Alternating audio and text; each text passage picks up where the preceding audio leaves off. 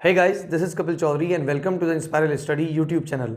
बच्चों, आज हम लोग क्लास 8th का फर्स्ट चैप्टर यानी क्रॉप प्रोडक्शन एंड मैनेजमेंट के कुछ टॉपिक्स पढ़ेंगे। इन टॉपिक्स के नाम है crop, kharif crop, rabi crop and zaid crop. बच्चों, जब भी हम लोग क्रॉप का नाम सुनते हैं तो हमारे दिमाग में, हमारे जहन में एक बात आती है, फसल। अगर आप लोग गांव के बच्चे हो तो आप लोग बहुत अच्छी तरीके से जानते होंगे कि फसल क्या होती है। अगर आप लोग शहर के हैं तो थोड़ा आपको समझना पड़ेगा कि आखिर चीज़ें क्या होती हैं, क्योंकि लगभग सभी बच्चे जानते हैं लेकिन शहर के बच्चे थोड़े अनजान रहते हैं क्योंकि वो खेत वगैरह को बहुत कम देखते हैं।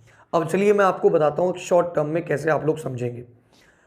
अगर आप कभी कहीं पे भी घूमने गए हों, कहीं पे भी घूमने गए हों, तो आपको रास्ते में बहुत सारे खेत खलिहान दिखाई देंगे, है ना।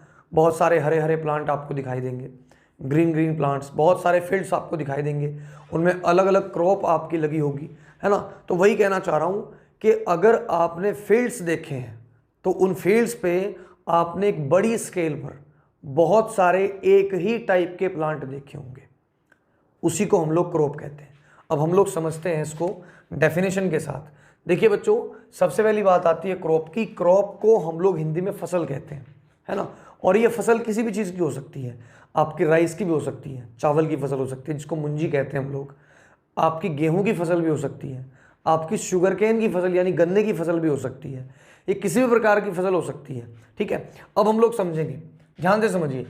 When the plants of same kind यानी एक टाइप के प्लांट्स, ठीक है, एक प्रकार के यानी एक स्पीसीज के, यानी अगर गेहूं की बात हो रही है तो सारे के सारे गेहूं के प्लांट, अगर राइस की बात हो रही है तो सारे के सारे राइस के प्लांट, अगर मेज की बात हो रही है, मक्का की बात हो रही है तो सारे के सारे मक्का के प्लांट, है ना, जिसको मक्की कहते हैं हम लोग।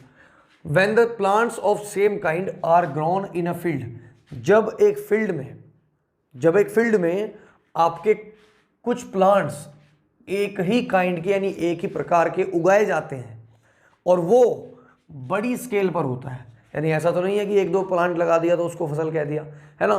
तो जब एक फील्ड पर एक जैसे बहुत सारे प्लांट्स यानी लार्ज स्केल पर लगाए जाते हैं उसको हम लोग क्रॉप कहते हैं, फसल कहते हैं। और ये सभी को पता है कि भाई एक फील्ड पे हम लोग अगर फसल उगा रहे हैं तो एक एक करके अलग अलग फसल तो नहीं लगाएंगे, अलग अलग पौधा तो नहीं उगाएंगे ना, अलग अलग प्लांट हम लोग लगाएंगे। ऐसा ही होता है ना, अगर हम लोग चावल की खेती कर रहे हैं, चावल की फसल उगा रहे हैं, तो चावल की फसल उगाने के लिए हम लोग बहुत सारे प्लांट जो हैं वहाँ पे हमें लगाने पड़ेंगे, बहुत सारी पौध लगानी पड़ेगी। अगर हम लोग गेहूं की फसल उगाना चाह रहे हैं तो गेहूं ऐसा नहीं कि एक पौधा निकाल लिया और उसमें पूरा साल हम लोग उसको खा लेंगे। आपने देखा होगा एक बहुत बड़ी मात्रा में, एक बहुत बड़ी स्केल पर हम लोग उन प्लांट्स को ग्रो करते हैं, ठीक है। अब हम लोग समझते हैं कि देखो इंडिया में क्या होता है। इंडिया में 3 तरीके से हम फसल को ग्रो कर सकते हैं, है ना, जिनमें आपकी नंबर 1 खरीफ क्रॉप होती है, नंबर 2 आपकी रबी क्रॉप होती है और नंबर 3 आपकी जायद क्रॉप होती है। अब समझने की कोशिश करेंगे कि कौन सी फसल कब लगेगी और कौन सी फसल कब कटेगी।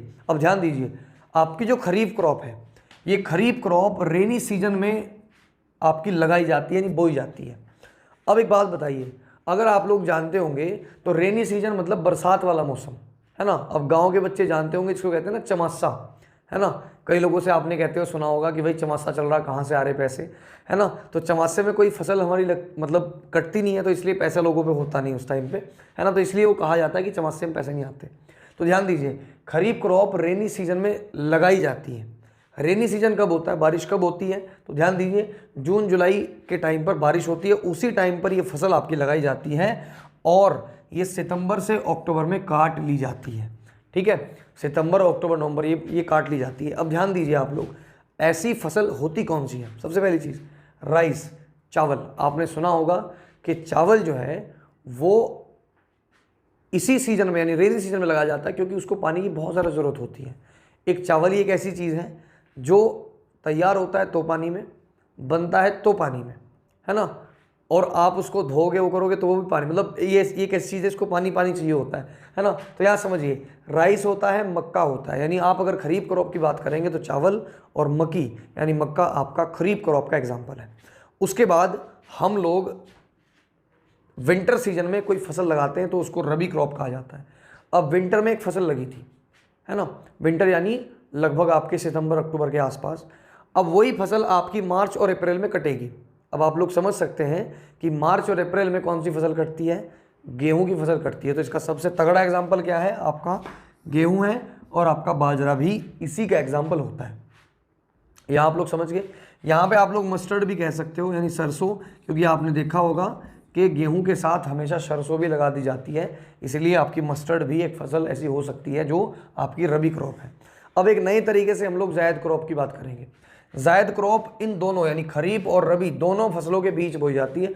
आपने सुना होगा कि भाई वाटरमेलन की या फिर खीरे की कोई सब मतलब फसल लगाई जाती है जो कम समय के लिए लगती है, यानी 2-3 महीने के लिए लगती है। अब ध्यान दीजिए, वो जायद क्रॉप होती है जो समर सीजन में बोई जाती है, खरीफ के बाद बोई जाती है, रबी से पहले काट ली जाती है। ठीक है, समझ गए। उसके बाद में मार्च टू जून, देखिए मार्च अप्रैल मई जून, वही 3-4 महीने का टाइम मैंने आपको बताया। ये फसल बहुत जल्दी तैयार हो जाती है और बहुत जल्दी इसका रिजल्ट भी आ जाता है, यानी इस फसल को आप लगभग 3 बार करके बो सकते हो, ऐसा नहीं है ना। तो वाटरमेलन इसका एग्जाम्पल है, कोकुम्बर यानी आपका खीरा इसका एग्जाम्पल है, और पम्पकिन कद्दू भी इसका एक बहुत बढ़िया एग्जाम्पल है। बच्चों मुझे लगता है कि क्रॉप प्रोडक्शन और मैनेजमेंट में आप लोगों को क्रॉप क्या होती है, खरीफ क्रॉप क्या होती है और रबी क्रॉप क्या होती है, साथ में जायद क्रॉप क्या होती है, ये आपको पता चल गया होगा। अगर आपको वीडियो अच्छी लगती है तो वीडियो को बस लाइक ज़रूर करिएगा, साथ ही साथ इसको शेयर करिएगा ताकि और आपके दोस्त इस वीडियो से कुछ सीख सकें। Thank you and have a nice day. जय हिंद, जय भारत।